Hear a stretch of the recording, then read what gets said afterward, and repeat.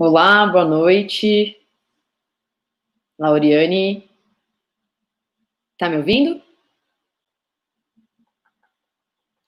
Lauriane, tá me ouvindo?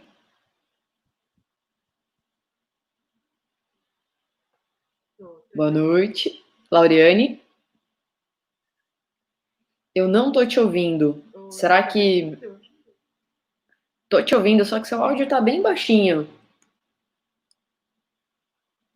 Vê se melhora agora. Deu uma melhoradinha. Vamos lá. Bom, gente, boa noite. Boa noite, Lauriane. Hoje a Lauriane veio aqui para falar com a gente sobre tecnologias educacionais em tempos de pandemia. Obrigada pela sua presença aqui com a gente hoje, Lauriane. Vou deixar você aqui para conversar com a galera sobre esse tema. Ok. Boa noite, pessoal. Como Isabela disse, meu nome é Lauriane e eu vou falar um pouco sobre tecnologias educacionais em tempos de pandemia. Bom, 2020 foi um ano interessante, né? O que a gente pode dizer até agora. Nós vivemos muita coisa em pouco tempo, a gente não conhecia, não tinha noção do que seria esse vírus, de como ele poderia atingir as nossas vidas, e ele baqueou, atingiu tudo, e um dos pilares que é a educação, né? A escola. Então isso afetou muito a forma como a sociedade vive, né? Como ela funciona em termos de escola, trabalho, convivência. E a gente vai conversar um pouco sobre isso, né? Sobre como isso vai funcionar. À medida que eu for falando, se vocês tiverem dúvidas ou quiserem comentar, fiquem à vontade, tá? Para fazer esses comentários, que eu vou parando e vou falando com vocês. É uma conversa.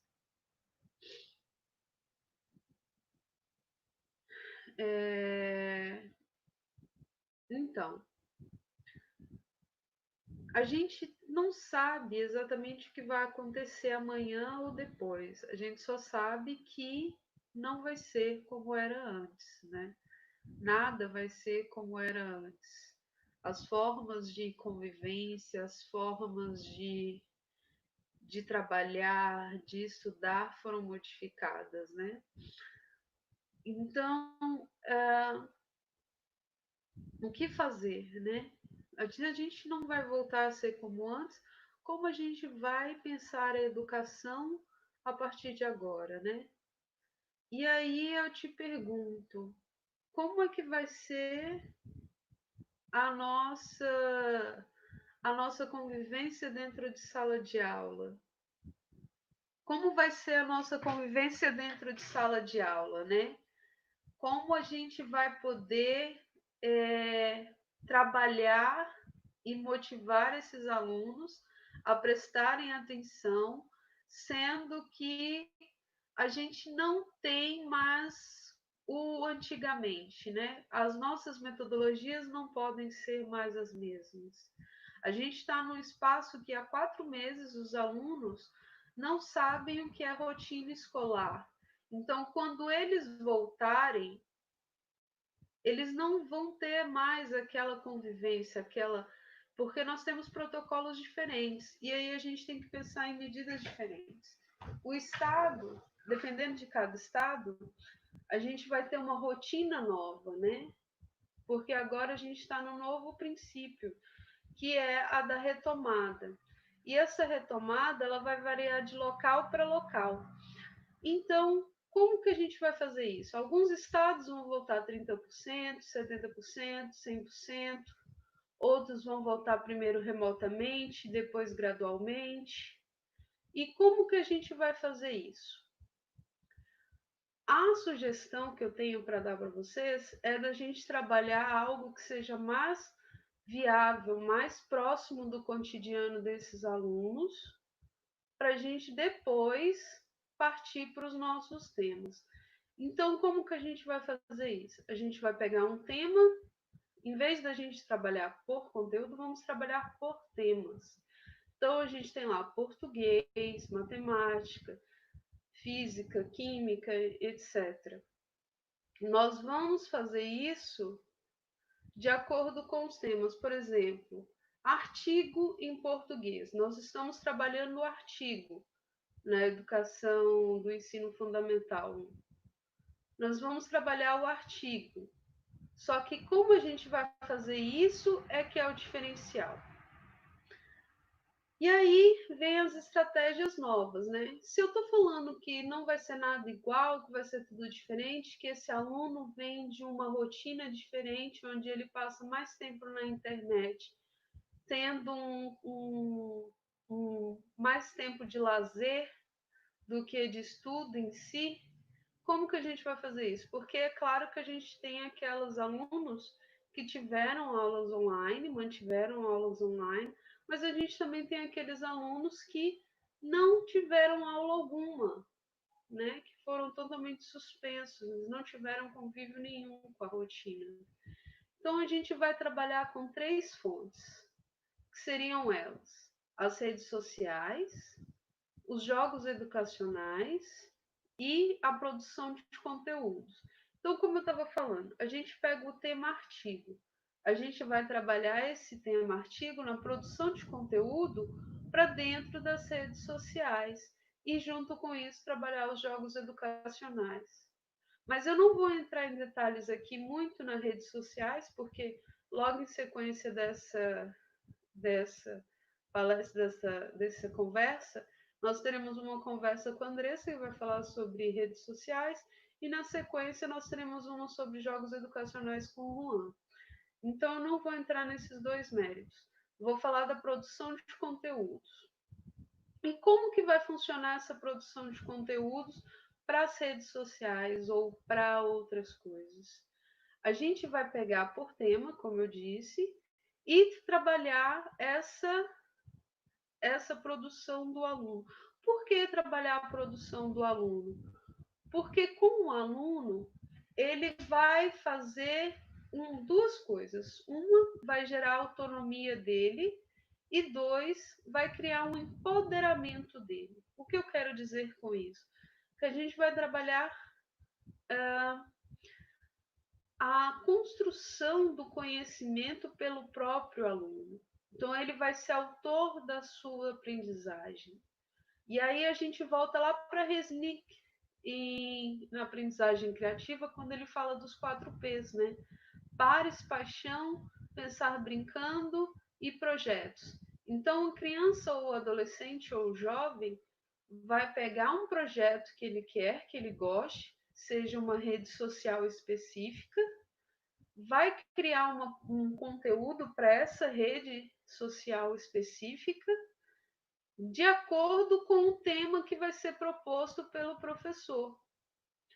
Então, ele vai estar trabalhando um projeto que é de interesse dele, que ele tem uma paixão, que ele tem uma motivação.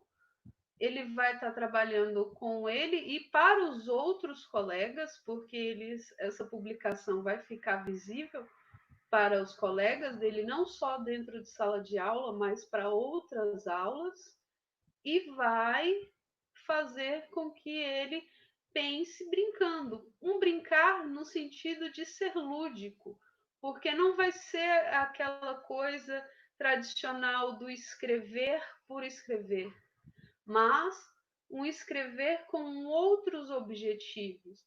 E isso vai voltar com que a criança se desenvolva mais. E aí a gente vai pensando nisso. O Juan fez uma pergunta: quais seriam as ferramentas que a gente poderia usar e quais seriam essas tecnologias educacionais?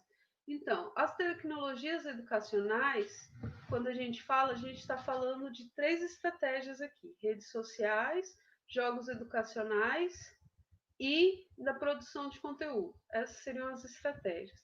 As tecnologias educacionais envolve isso, e muito mais outras coisas, como as ferramentas digitais, a própria produção do professor com isso, entre unir o que é uma coisa que seria a produção do aluno com as ferramentas digitais e as, as próprias. Desculpa, gente. E as próprias. E as próprias ferramentas. Vou tentar ajustar o som aqui. Então, quais seriam essas ferramentas digitais, como o colega perguntou? Seriam as que a gente pode usar, são as mais conhecidas. Para a produção de conteúdos, nós já temos muito conhecido o Classroom, o Google Classroom, o G Suite, também da Google, mas nós temos outras ferramentas que não são ferramentas educacionais, mas que são ferramentas que podem ser usadas para uso educacional, que seria o Go Conquer, o Kugli, o Canva, cuidado para não confundir Canva com Canvas do empreendedorismo, não é o Canvas, é o Canva no singular, entre outras infinitas. Para a produção de vídeo, nós temos o InShot, que faz produção tanto para o YouTube quanto para o TikTok, que é uma coisa que está muito na moda ultimamente. E aí, como que funciona o Canva, por exemplo? O Canva, você pode usar ele tem templates, e você pode, partir desses templates, começar a produzir outros templates. Você também pode, se você quiser, pegar um template vazio do zero e construir o seu próprio. Então, você vai construir uma coisa, ou um post, ou um stories, ou um convite para uma rede social a partir de algo que já existe. Como diria Vygotsky, né? Vygotsky, na zona de desenvolvimento proximal, ele diz que você primeiro aprende com alguém mais experiente para depois se desenvolver e criar autonomia para poder desenvolver sozinho, né? Então é a mesma coisa. Essas ferramentas, elas são totalmente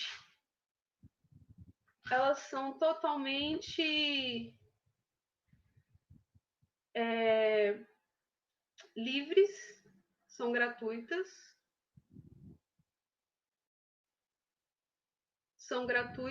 essas ferramentas, e elas podem ser usadas para infinitas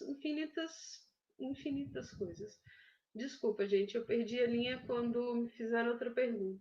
Alguns exemplos de atividades ou exemplos de ferramentas? Não entendi a sua pergunta.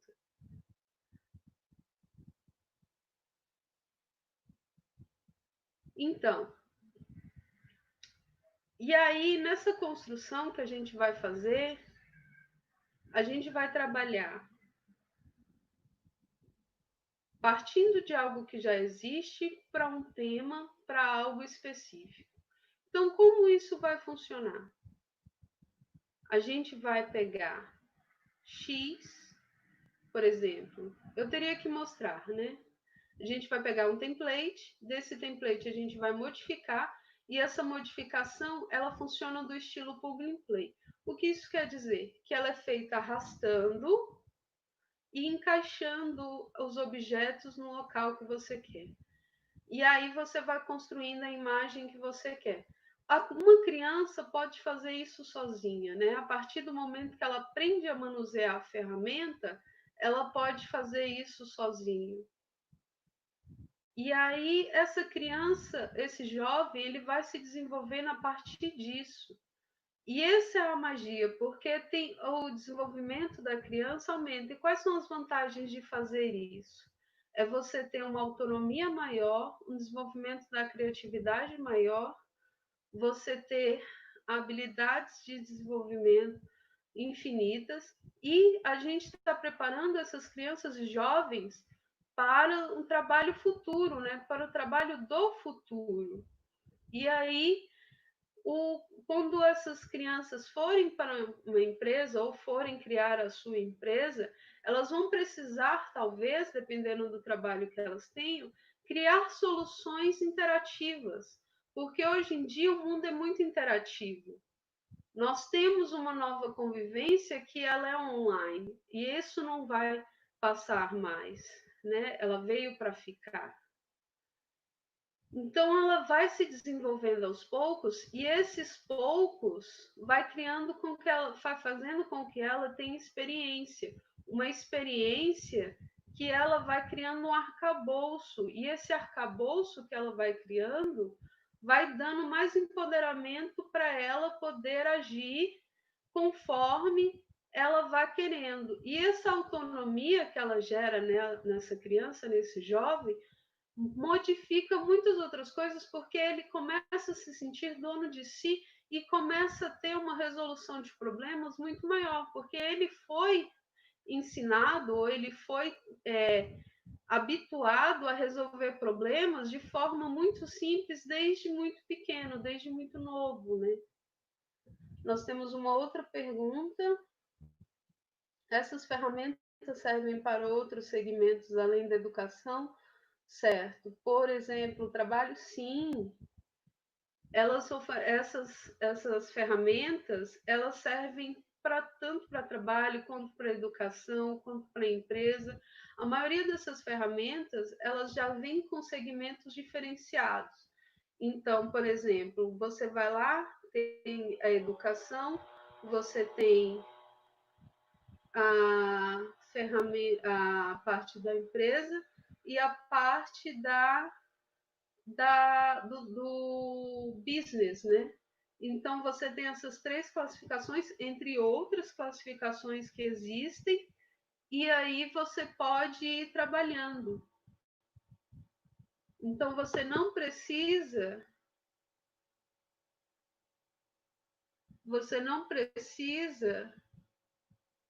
ficar preso a isso, né? Então, outra coisa, gente, a partir dessas ferramentas que a gente vai usando, dessas conquistas que a gente vai fazendo, e a criança vai se desenvolvendo, vai se empoderando, ela vai criando esses novos hábitos, ela vai se sentir muito mais própria dentro da escola, né? E quando a criança, mas aí você me pergunta, mas isso é para quando a gente tem um laboratório dentro da escola, é quando a criança tem acesso online dentro de casa, tem acesso à internet em casa. E aí eu te respondo, não necessariamente, porque você pode imprimir a uma atividade e fazer como se fossem quadros, onde ele vai fazer uma colagem de revista, e essa colagem de revista você vai montando os objetos e criando um post. Então, você pode usar outras ferramentas que não sejam online, que são ferramentas desplugadas, que são as ferramentas que não estão ligadas ao digital. Então, você pode fazer a mesma atividade de criação de conteúdo para as redes sociais, só que de forma desplugada. Eu fiz me entender? Alguém tem mais alguma pergunta?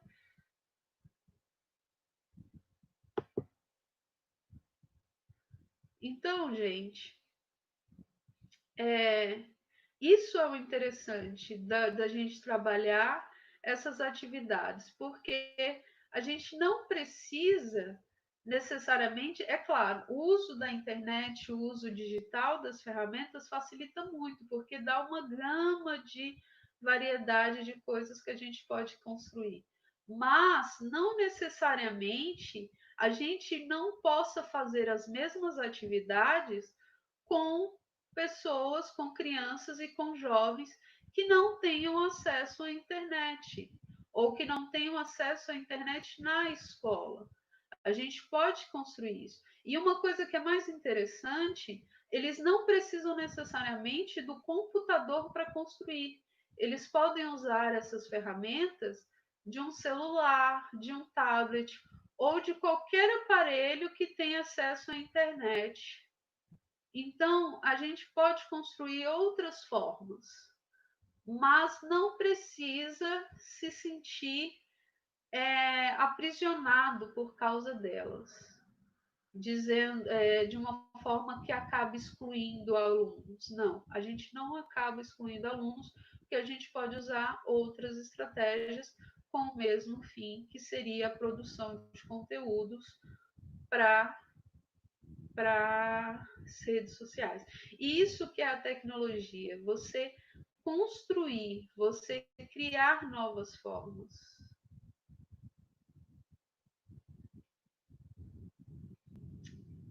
Mais alguém tem alguma pergunta? Eu acho que eu acabei a fala, se vocês tiverem. Obrigada, Lauriane. Outras ferramentas. Nós temos para produção de conteúdos o Canva, o Go Conquer, Go de Go Conquer, o Kubli com C, parece com Google, mas não é, é Kubli. E para produção de vídeo, o InShot.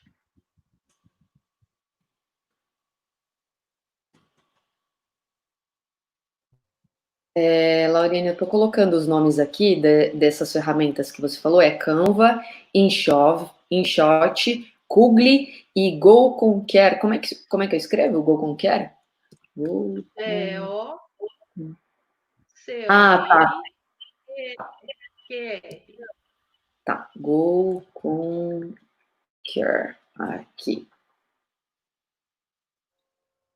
Esses aqui, né? Deixa eu ver onde apareceu. Essa, certo? Se você puder repetir para o pessoal qual que é a utilidade de cada uma delas, como é que as pessoas podem extrair melhor a utilidade de cada uma delas, do Canva, do InShot, do Google, né? No caso, acho que não sei se é Google ou Google, e Go Conquer. Qual que é a melhor utilidade de cada uma delas? Então, depende do fim que você quer fazer. O Uhum. Google Care, ele tem uma variedade maior. Só que a variedade maior, ele também te obriga a versão gratuita dele é muito cheio de propaganda, Ah, entendi. né? Então, depende do que você quer. Tem Uhum. as versões pagas, mas tem a versão gratuita. Eu gosto muito de usar o Canva, porque o Canva, de todas as gratuitas, ele é a mais simples de usar e Eu uso também também. é a que menos tem propagandas. Uhum. E Você o usa o Canva é bem Canva? O legal Canva eu acho também. que é ótimo. O Canva é bem legal, que ele tem algumas funções, algumas coisinhas pagas dentro dele, que, por exemplo, se você convida alguém para a ferramenta, você ganha em crédito, ou então, por exemplo, tem uma artezinha assim em PNG, aqueles fundos transparentes, você consegue procurar na internet, né, no Google, por exemplo, sei lá, uma bolinha branca. Aí você procura no Google, joga dentro do Canva e consegue utilizar sem pagar, né, essas ferramentas extras, né, de repente. Ele tem várias vantagens, né? É o meu preferido também. Ah, legal, legal. E o InShot e o Google, só para a gente concluir? O InShot é muito legal para você usar para fazer vídeos, né? Vídeos para o YouTube, quanto para o TikTok ou para vídeos demonstrativos. Ele é muito interessante para isso. Ah, para Ele o é um TikTok pouco também? mais para o TikTok também. Você pode usar, você tem que ter um pouco mais de paciência, mas é um testar e tentativa e erro, né? Você testa, aquilo ficou adequado para o que você quer, você vai lá e coloca. Não ficou, você vai, grava de novo e vai testando à medida que você vai fazendo. É uma tentativa e erro, mas essa tentativa de erro acaba que é muito gostosa, porque você consegue trabalhar e a criança vai se desenvolvendo e ela aprende a entender onde é que está o erro dela. E ela entender esse onde está o erro dela faz com que ela avance mais, porque aí quando ela for fazer o próximo trabalho, ela já não vai mais pensar naquilo. Ah, não, isso aqui não dá certo, tem que ser neste ano, tem que ser naquilo, e aquilo vai criando uma experiência muito maior nela. Uhum. E o Google, É com a continuidade, né? Quanto mais você usa, mais você entende os recursos e consegue explorar eles melhor, né? sim, sim. É uma coisa gradativa. É uma coisa Aham, gradativa e que aos poucos você vai adquirindo experiência. Então, uma criança que começa com 12, 14 anos, quando ela chegar aos 18, 19, que ela for para o mercado, ela já vai ter uma experiência muito mais robusta do que de quem está indo para a faculdade e está começando agora. com toda Entende? certeza. Então, é uma grande de você começar a trabalhar isso ainda na juventude dessas crianças. Uhum. Lauriane, obrigada, pela sua participação aqui Eu que hoje com a agradeço. gente. Acho que deu para a gente ter um esclarecimento legal assim dessas ferramentas, como é que a gente pode explorar elas em âmbito educacional. E eu queria que você deixasse um recado final aqui para o pessoal de casa. Não fiquem em casa se puderem, né? Se cuidem. Eu acho que esse é o meu recado, né? Se cuidem, fiquem em casa se puderem. Mas pensem que a educação não está limitada ao que acontece dentro da escola, mas que outras coisas que estão fora, que estão no cotidiano, podem ser levadas para dentro da escola e podem ser tiradas de o maior proveito possível.